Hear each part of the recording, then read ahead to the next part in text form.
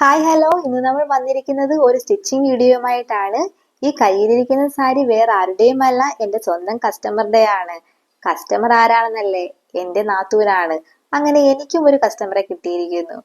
എന്തായാലും ഈ സാരി നമുക്കിനി ഒന്ന് വെച്ചൊക്കെ നോക്കാം. കാരണം ഒരു സാരി കയ്യിൽ കിട്ടിയാൽ അതിന്റെ ഭംഗി ആസ്വദിക്കുക എന്നത് എനിക്ക് ഭയങ്കര ഇഷ്ടമാണ്.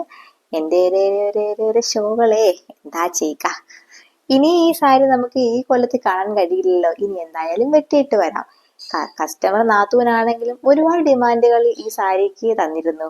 ഇതൊരു ഫുൾ ഫ്ലെയർഡ് ആയിട്ടുള്ള ഒരു അംബ്രല്ല ആയിട്ട് മാറ്റാനും ഇതിന് ഒരു റെഫറൻസ് പിക്ചറും ഒക്കെ എനിക്ക് കിട്ടിയിട്ടുണ്ടായിരുന്നു.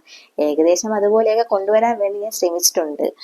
ഒരുപാട് തയ്ക്കാത്തതും വേറെ പുറത്തൊന്നും തയ്ച്ച് കൊടുക്കാത്തത് കൊണ്ടും എനിക്ക് ഒരു വലിയ എക്സ്പീരിയൻസ് ഇല്ല. എങ്കിലും ഇത് ഫ്ലെയർഡ് ആയിട്ട് തയ്ക്കാൻ രണ്ട് സൈഡിലും നമുക്ക് കസവുള്ളത് കൊണ്ട് പറ്റില്ലായിരുന്നു. അങ്ങനെ നമ്മൾ ആ ബോർഡർ എടുത്ത് മാറ്റിയ ശേഷം ബാക്കി തുണിയിൽ ഞാനൊരു ഫ്ലെയർഡ് കിട്ടാത്തത് കൊണ്ട് ഒരു 16 പാനലിൽ ചെയ്യാമെന്ന് കരുതി. അങ്ങനെ 16 പാനൽ ചെയ്തു വന്നപ്പോഴത്തേക്ക് എനിക്ക് പറ്റിയ അബദ്ധം മനസ്സിലായത് ഹിപ്പ് സൈസ് ഇച്ചിരി കൂടിപ്പോയിരിക്കുന്നു.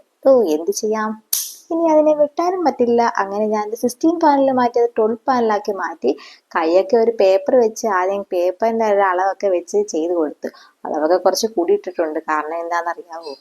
തുണി എങ്ങാനും തികഞ്ഞില്ലെന്നുണ്ടെങ്കിലോ, തുണി ഇഷ്ടമുള്ളതുകൊണ്ട് എൻ്റെ സ്വന്തം ഇഷ്ടത്തിന് എന്ത് വേണേലും കാണിച്ചു കൂട്ടാമായിരുന്നു. അങ്ങനെ ഇതെല്ലാം ചെയ്ത് കഴിഞ്ഞു. ലാസ്റ്റ് ഒരു പുറകിലൊരു കെട്ട് വേണമെന്ന് പറഞ്ഞു. അതും ചെയ്ത് കൊടുത്തപ്പോഴത്തേക്ക് പിന്നെയും ഡിമാൻഡ് വരുന്നു, ഒരു ഡോറിയും കൂടെ വെച്ച് കൊടുക്കണമെന്ന്. പിന്നെ ഡോറിയും വെച്ച് കൊടുത്തു. എന്തായാലും ഇതാണ് നമ്മുടെ ഫൈനൽ ലുക്ക് വരുന്നത്. ഈ നമ്മുടെ നാത്തൂസ് ഇട്ടേക്കുന്ന ഫോട്ടോ ആണിത്. നിങ്ങൾക്ക് ഈ വീഡിയോ ഇഷ്ടപ്പെട്ട് കഴിഞ്ഞാൽ ലൈക്ക് ചെയ്യുക, ഷെയർ ചെയ്യുക, സബ്സ്ക്രൈബ് ചെയ്യുക. ബൈ.